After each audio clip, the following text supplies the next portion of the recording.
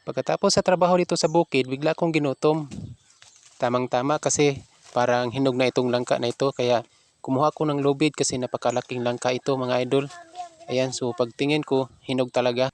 Kailangan ko itong itali para hindi mahulog sa lupa. Sayang naman at masira yung mga laman ng langka. Ito na lang isa ang natira sa nagdaan na pagbunga ng mga langka. Ayan, pero may mga maliliit na bunga naman ang sumunod. Ayan. So, kailangan lang itali ng mahigpit itong langka para hindi mahulog. Ayan, so nakakita ako ng taklong dito sa ibabaw kaya kinuha rin namin. Ayan. So, ayan. Ay, tinali ko na yung langka tapos itatali ko naman dito sa kabilang puno. Ayan mga idol para safety na hindi talaga mahulog. Kasi napakabigat nito.